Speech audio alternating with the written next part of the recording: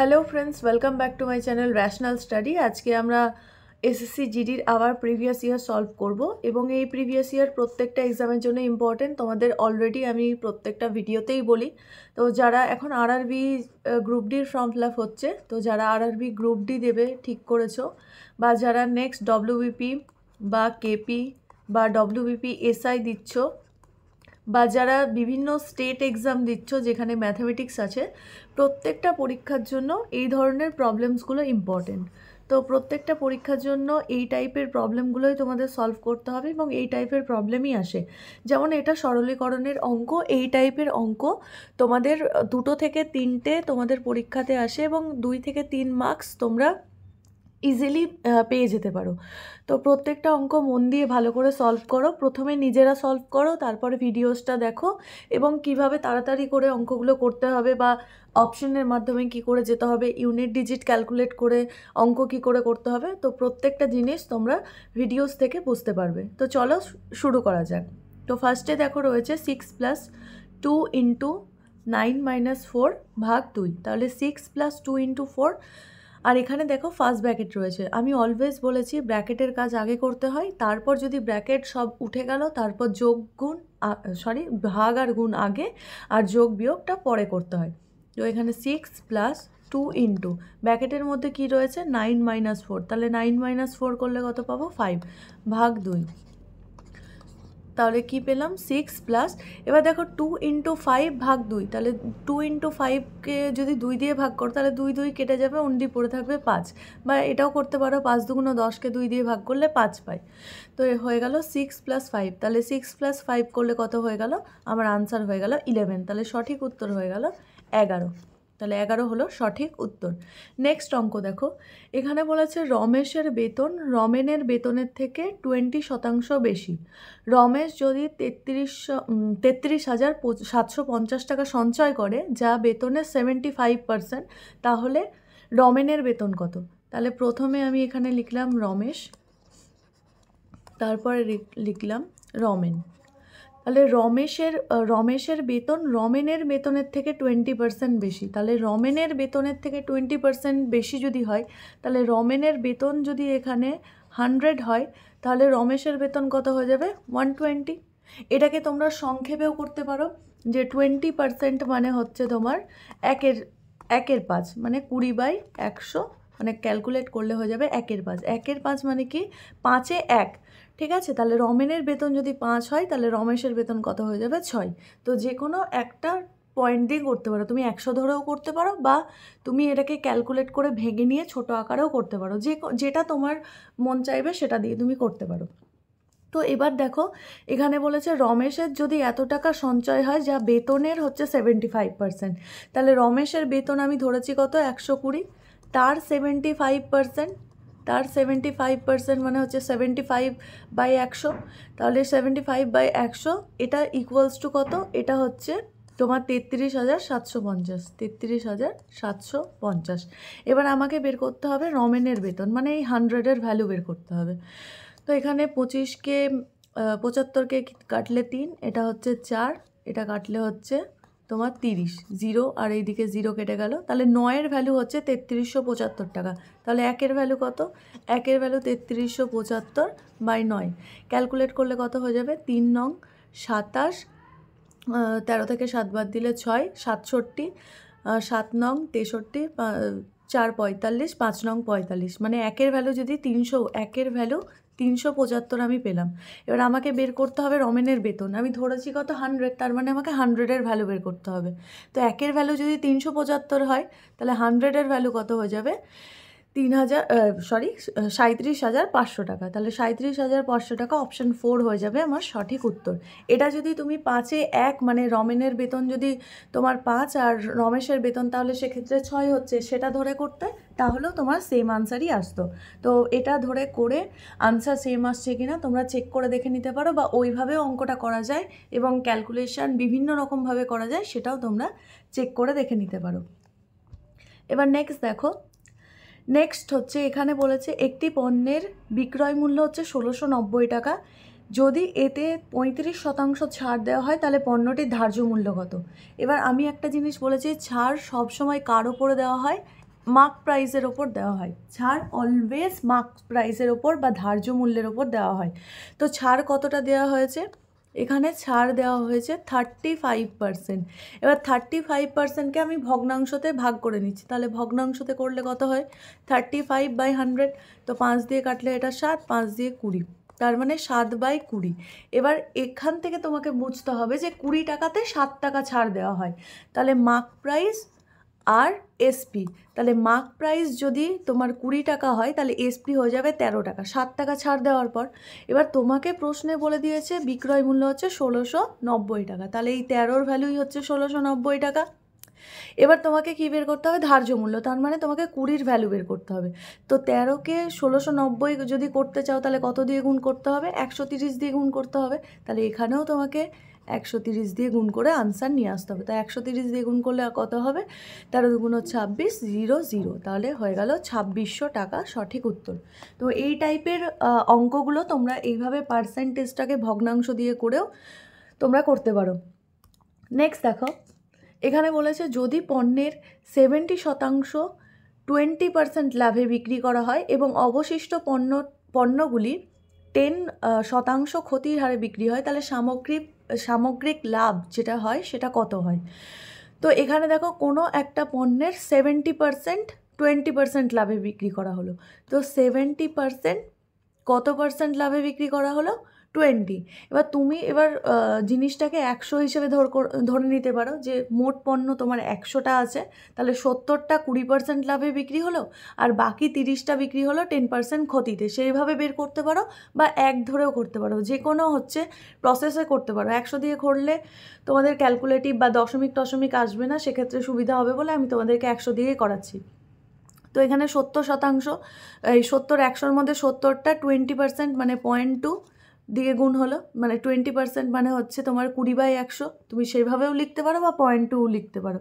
তো এত লাভে বিক্রি করা হলো প্লাস হচ্ছে, আর যেটা হচ্ছে তোমার ক্ষতিতে বিক্রি করা হলো সেটা হচ্ছে তোমার 10% ক্ষতি। এবার যেহেতু আমি এখানে প্লাস দিয়েছি তাহলে সেখানে আমাকে 10% ক্ষতিটাকে লাভ মানে -10% করতে হবে, বা তুমি মাইনাস দিয়েও করতে পারো, বা তুমি আলাদা আলাদাভাবেও করতে পারো। হয় এখানে মাইনাস দিতে পারো, বা এখানে প্লাস দিয়ে ব্যাকেটে মাইনাস দিয়ে করতে পারো, বা আলাদা আলাদাভাবে করতে পারো। তাহলে প্রথম ক্ষেত্রে আমার লাভটা কত হচ্ছে?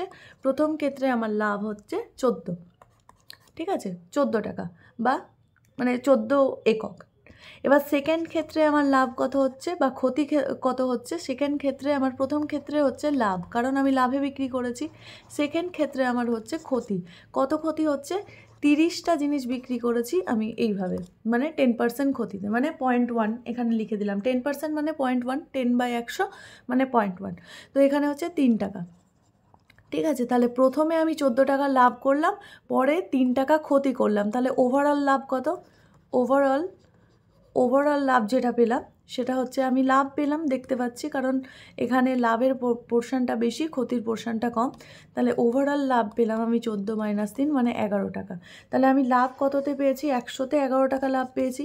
এবার 100তে যেটা লাভ হয় সেটাই তো পার্সেন্টেজ লাভ, মানে 11% লাভ হয়েছে আমার ওভারঅল ওই সামগ্রীটা থেকে।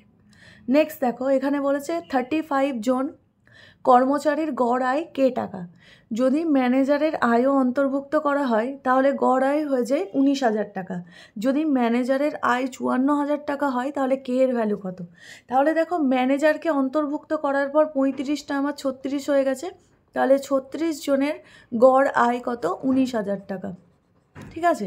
এবার যদি ম্যানেজারকে আমি বাদ দিই, এবার কে এর ভ্যালু বের করতে গেলে আমাকে ম্যানেজারকে বাদ দিতে হবে।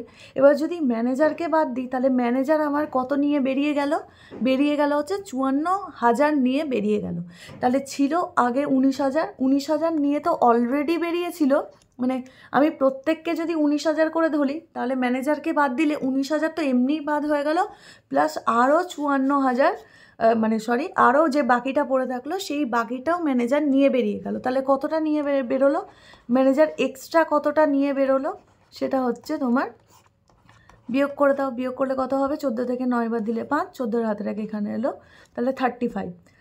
35।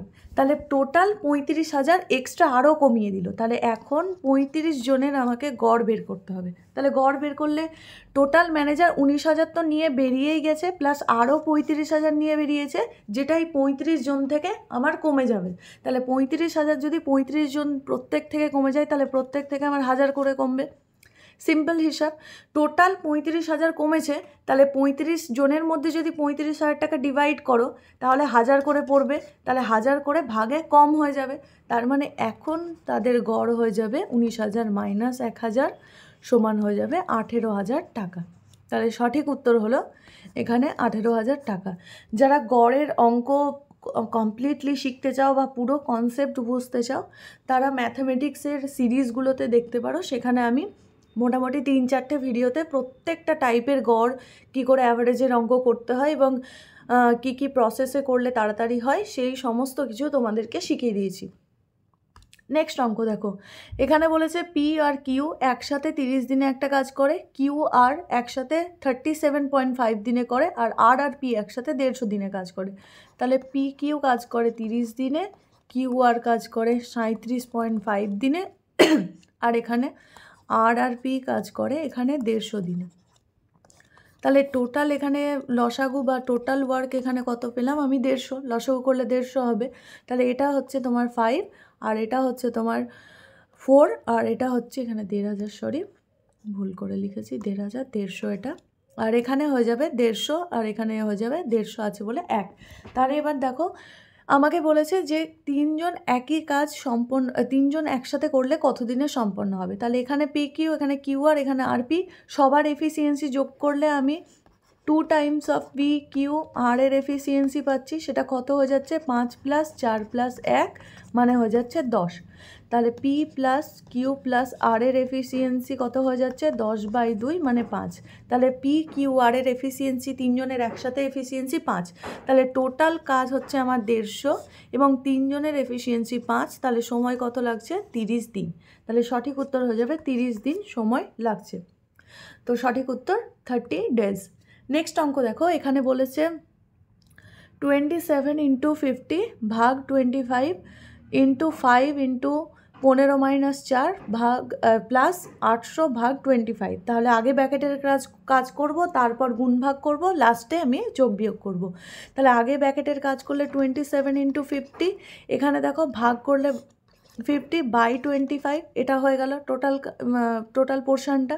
এবার তুমি আগে গুণ করে দিতে পারো বা গুণ নাও করতে পারো। গুণ করলে আবার বেশি ক্যালকুলেশন হচ্ছে, আবার এক্সট্রা একটা গুণ করতে হচ্ছে বলে আমি করলাম না, আমি এইভাবে লিখে নিলাম। বা মনে মনেও করে দিতে পারো যে 25কে যেহেতু গুণ আকারে আছে, যোগ আকারে থাকলে আমাকে যোগটা করতেই হতো, গুণ আকারে আছে বলে করারও দরকার নেই, জাস্ট এমনি তুমি এইভাবে লিখতে পারো।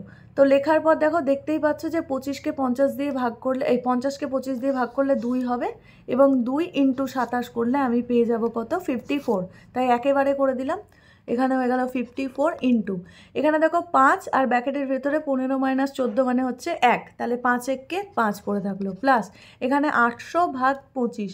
তাহলে 25কে যদি 100কে যদি 25 দিয়ে ভাগ করি তাহলে 4 হয়, আর এখানে আছে 8, আরও 4 × 8 = 32 হয়ে গেল। তাহলে 800কে 25 দিয়ে ভাগ করলে আমি পেয়ে গেলাম 32।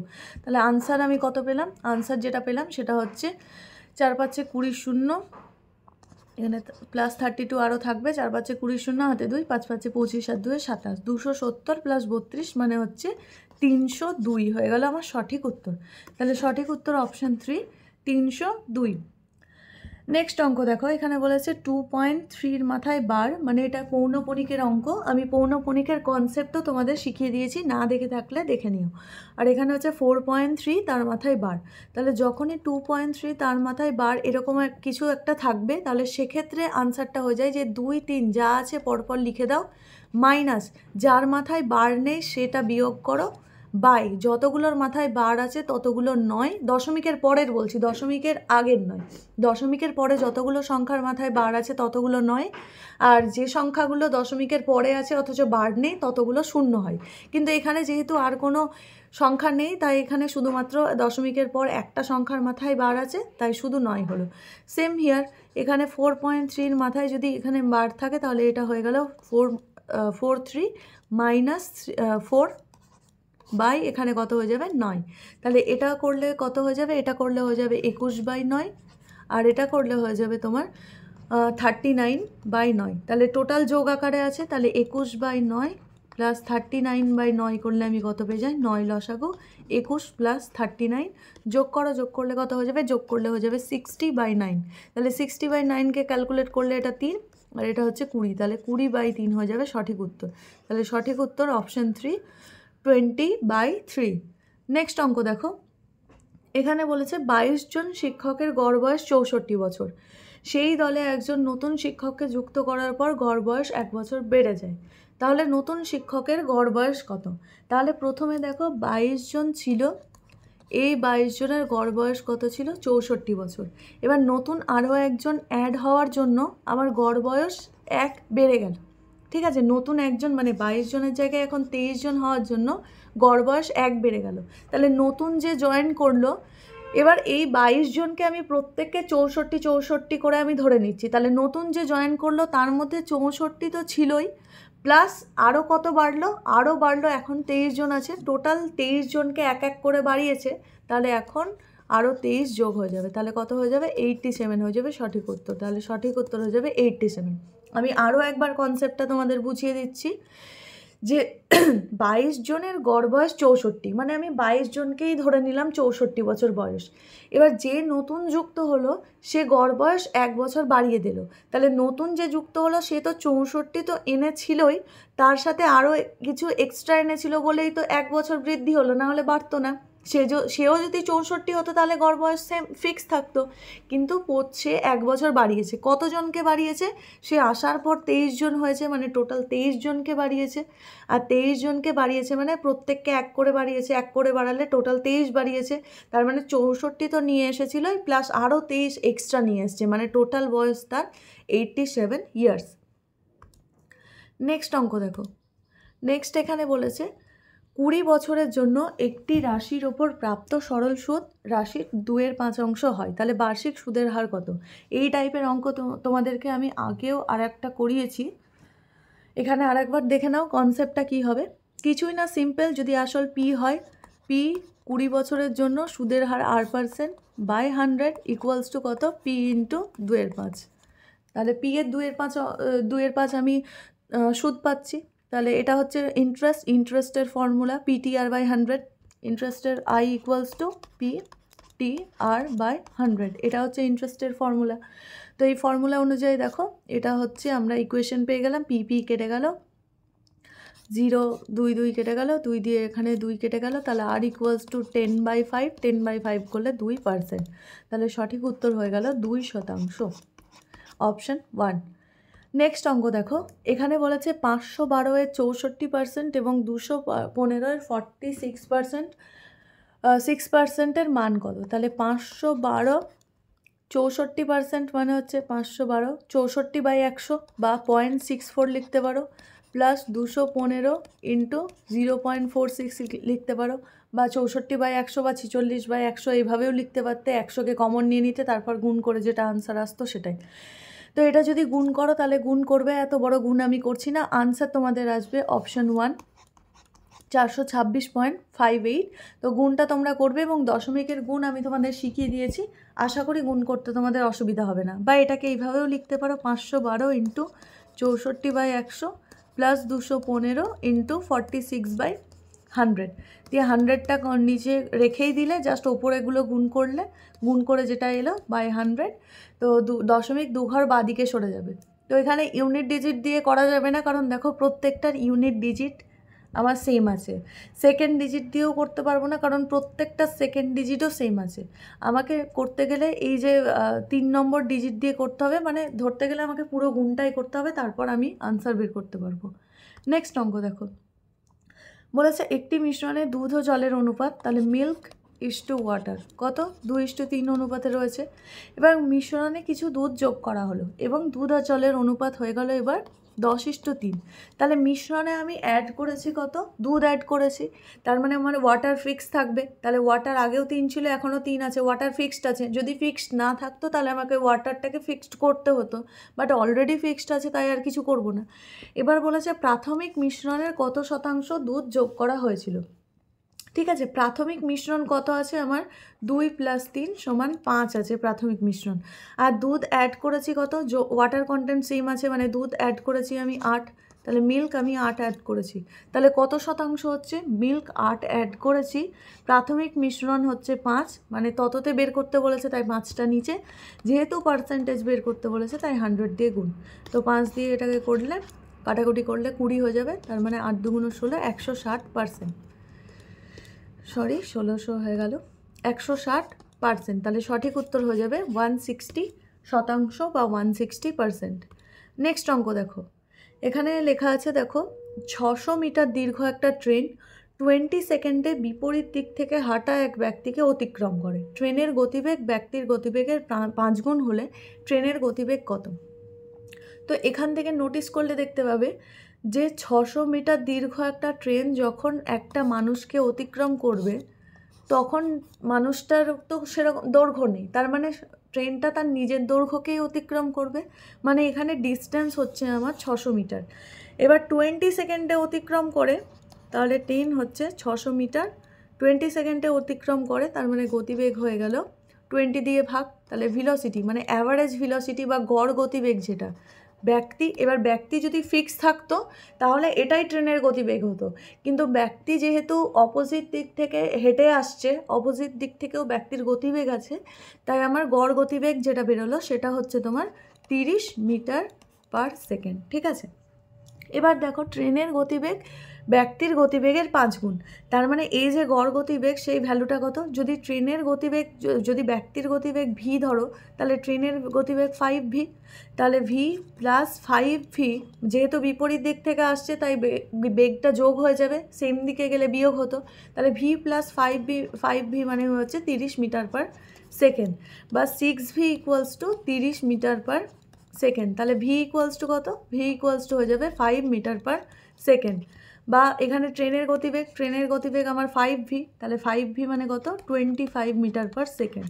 এবার আমাকে কিলোমিটার/ঘন্টাতে চেয়েছে, তাহলে কিমি/ঘন্টাতে বের করতে গেলে আমাকে 18/5 দিয়ে গুণ করতে হয়, তাহলে কিলোমিটার/আওয়ারে চলে আসে। তাহলে 5 দিয়ে করলে এটা 5, 5 18 90 কিলোমিটার/আওয়ার। তাহলে জাস্ট কিছুই না, তোমরা অঙ্কটা মুখে মুখেও করতে পারতে, বাট ক্যালকুলেশনটা ভালো করে করবে তাহলেই হবে। এমনিতেই ক্যালকুলেটিং কিছুই নেই ব্যাপারটার মধ্যে, শুধুমাত্র দেখতে হবে যে যেহেতু ব্যক্তি হেঁটে হেঁটে আসছে তাই এই যে গতিবেগটা পাচ্ছ ওভারঅল সেই গতিবেগটা হচ্ছে গড় গতিবেগ, মানে ওর মধ্যে ব্যক্তির গতিবেগও যোগ আছে, ট্রেনের গতিবেগও যোগ আছে। নেক্সট অঙ্ক দেখো, নেক্সট হচ্ছে এখানে একটি পরিবারের আয়ের সাথে ব্যয়ের অনুপাত হচ্ছে 19:13, তাহলে প্রথমে আয় তারপর ব্যয়, তাহলে 19:13, তাহলে 19:13 হচ্ছে আয় আর ব্যয়ের অনুপাত। এবার বলেছে যদি পরিবারের ব্যয় হয় 29,510 টাকা তাহলে সঞ্চয় কত?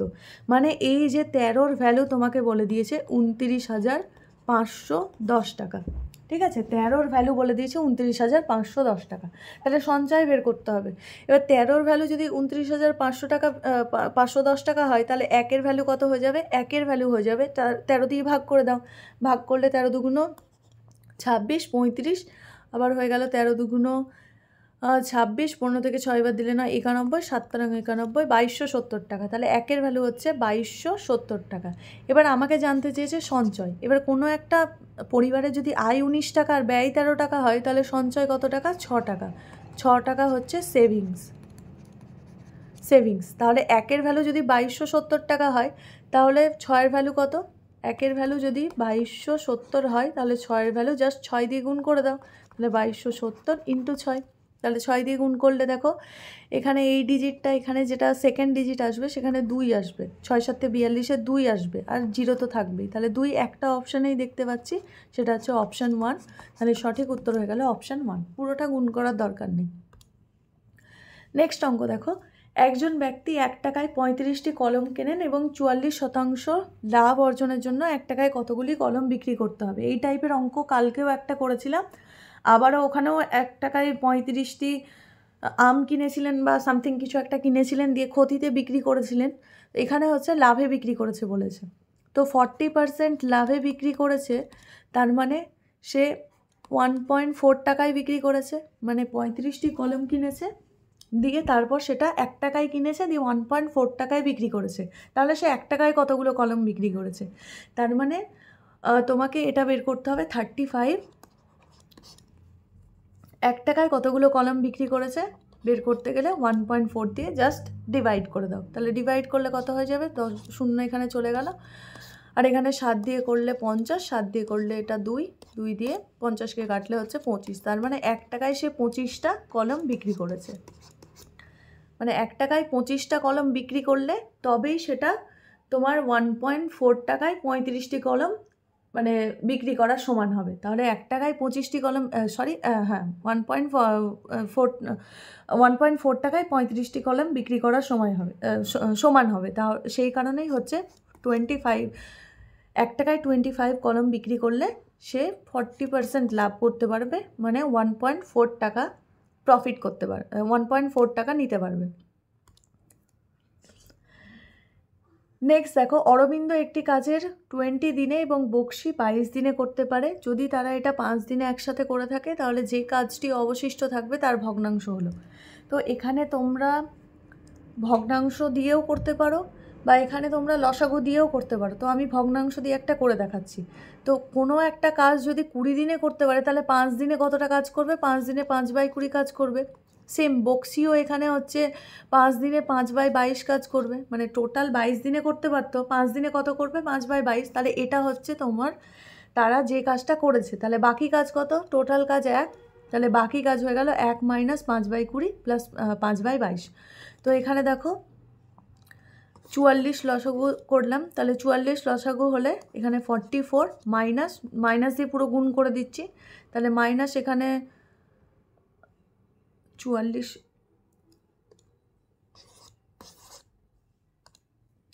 না, এটাকে কেটেই দিই, বা 220 লসাগু করতে হবে।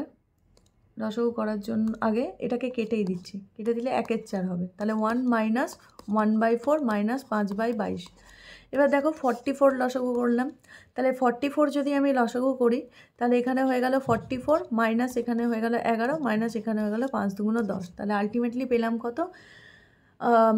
41 থেকে 11 আর 10 মানে 21 বিয়োগ করতে হবে। তাহলে 21 বিয়োগ করলে আমি পেয়ে গেলাম 23/44। তাহলে সঠিক উত্তর হয়ে গেল এখানে অপশান 1, 23/44। নেক্সট দেখো, এখানে বলেছে একটি ত্রিভুজের উচ্চতা নির্ণয় করো যার ভূমি উচ্চতার 5% এবং যার ক্ষেত্রফল হচ্ছে 18.207 সেন্টিমিটার স্কোয়ার। তাহলে ক্ষেত্রফলের সূত্র কি জানি? হাফ ইন্টু ভূমি ইন্টু উচ্চতা ইকুয়ালস টু কত? 18.207। তাহলে হাইটকে আমি এইচ দিয়ে লিখছি, ঠিক আছে? তাহলে ভূমি তার উচ্চতার 5% মানে ভূমি হচ্ছে 5/7 ইন্টু এইচ, আর এইচ তো এখানে আছেই। তাহলে 18 × 207। এবার ক্যালকুলেট করো, ক্যালকুলেট করলে কত হয়ে যাবে? এইচ স্কোয়ার ইকুয়ালস টু হয়ে যাবে 18.207 ইন্টু 7 × 2 = 14 বাই নিচে হয়ে যাবে তোমার 5। তাহলে এটা হয়ে যাবে এইচ স্কোয়ারের ভ্যালু। তো এইচ স্কোয়ারের ভ্যালু যদি এটা হয় তাহলে এইচের ভ্যালু কত হয়ে যাবে? √18.204 ইন্টু 14 বাই নিচে একটা হয়ে যাবে 5। এবার এটাকে যদি ক্যালকুলেট করো, মানে গুণ করে আলটিমেটলি তোমার যে ভেতরে যেটা আসবে সেটাকে যদি ক্যালকুলেট করো, ক্যালকুলেট করে 7.14-এর আশেপাশে তোমার আনসার আসবে।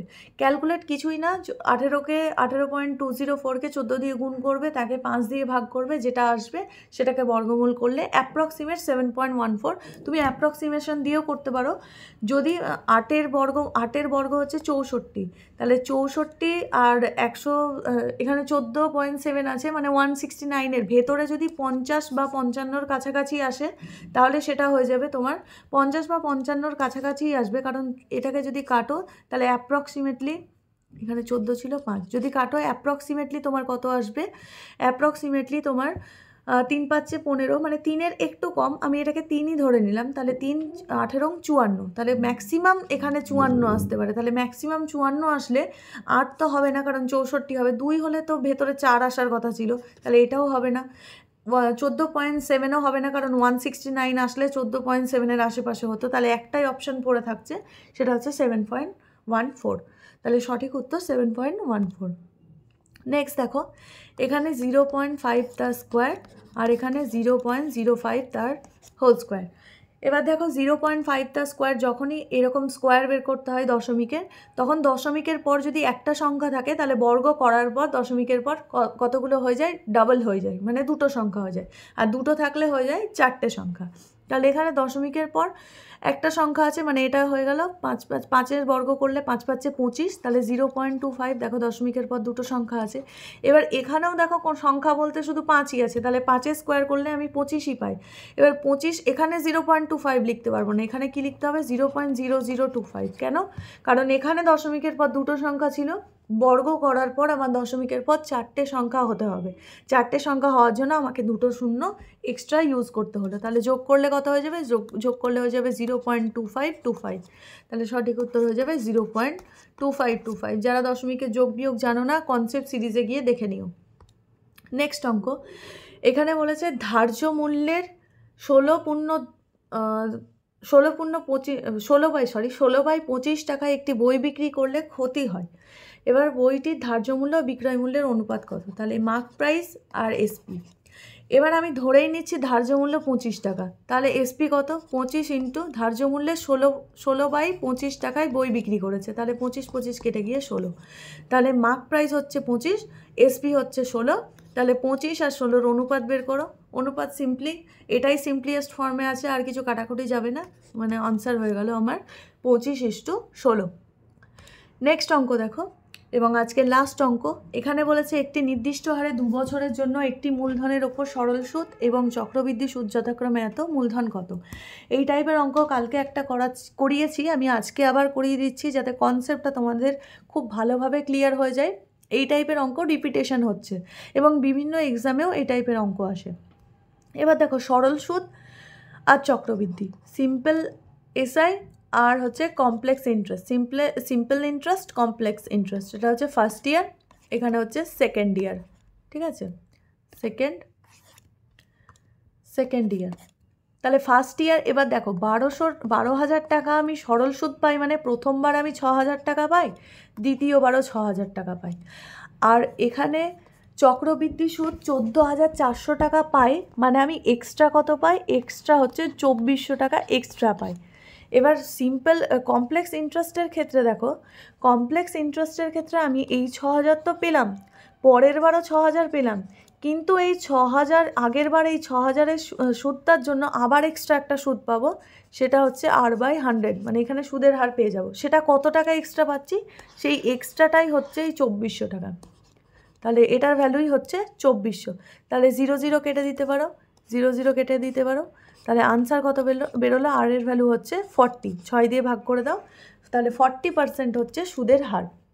মানে আমি যেটা এক্সট্রা পেলাম সেই এক্সট্রাটা কার জন্য পেলাম, আগের বারের প্রথম বছরের সরল সুদের জন্য। চক্রবৃদ্ধি সুদের ক্ষেত্রে সুদের ওপর সুদ পাওয়া যায়, তাহলে প্রথমবারে সুদ পেয়েছিলাম আমি 6,000 টাকা, পরের বার 6,000 তো পেলামই, প্লাস হচ্ছে ওই 6,000-এর ওপর আবার R% হারে আমি সুদ পেলাম, তাহলে এখানে 40% হয়ে গেল। এবার মূলধন বের করো, তাহলে মূলধন তুমি সিম্পল ইন্টারেস্ট থেকে বের করে নিতে পারো, তাহলে P ইন্টু T 1 বছর ইন্টু R মানে হচ্ছে 40/100 ইকুয়ালস টু 1 বছরের সুদ কত, 6,000 টাকা, তাহলে 6,000 লিখে দিলাম। তুমি 2 বছর দিয়ে এখানে 12,000 দিয়েও করতে পারতে, কোনো প্রবলেম নেই। তো 0 কেটে গেল, আর এখানে হয়ে গেল P ইকুয়ালস টু 4 দিয়ে কাটলে 4 15 60 0 0, তাহলে 15 0 0, আর এই শূন্যটা আবার 10 দিয়ে গুণ হলে 15,000 টাকা, তাহলে সঠিক উত্তর হয়ে গেল অপশন 1, 15,000 টাকা। তো আশা করি তোমাদের কনসেপ্ট অনেকটা ক্লিয়ার হয়েছে এবং তোমরা প্রত্যেকটা অঙ্ক বুঝতে পেরেছো। যেই অঙ্কটা তোমাদেরকে বললাম যে করে নিতে, সেই অঙ্কটা করে নিও, আর হোমওয়ার্ক যেটা আগের দিন দিয়েছিলাম সেটা অবশ্যই করো। আজকে কোনো হোমওয়ার্ক দিলাম না, নেক্সট দিন আবার তোমাদেরকে হোমওয়ার্ক দেবো। আশা করি ভিডিওটা তোমাদের ভালো লেগেছে। দেখা হচ্ছে পরের ভিডিওতে, এখনকার জন্য টাটা।